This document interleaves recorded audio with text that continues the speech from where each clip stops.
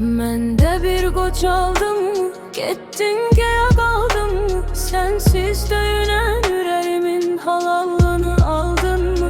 Həsrət elə bir dərddir, çəksəm ürəyim mərdir. İllərlə ayrı qalmışıq, qovuşmağımız şərtdir. Gəl birgə olaq biz, gəl tez gəl, qayıdıb tez gəl. Bəsdir, yetər artıq məni incitmə.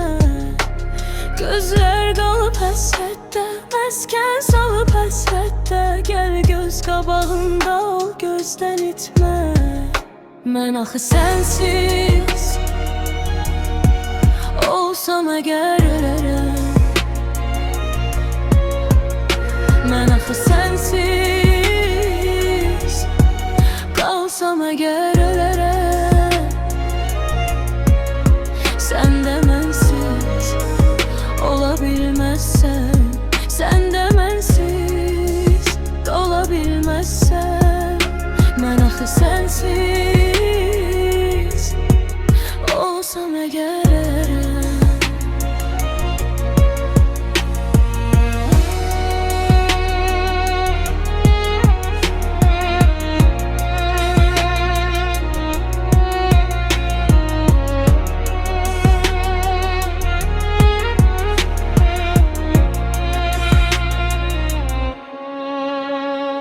gözlər yaşarıb nəmdir, ətrafım kədər qəmdir. Tənhalıq vəfalıdır, səndən dostluğu möhkəmdir. Mən dənizəm, sən qumsan, yar ürəyimə məhkumsan.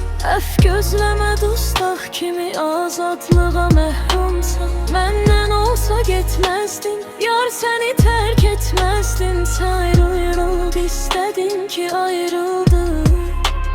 Ayrılanda da sensiz bir gemiyem, yelkensiz. Üzdükçe üzüp qayalara çırpıldım. Mən axı sensiz olsam əgər ölərəm.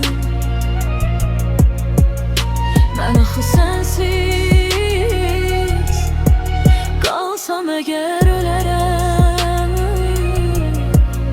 Sən də mənsiz ola bilməzsən, sən də mənsiz qala bilməzsən. Mən axı sənsiz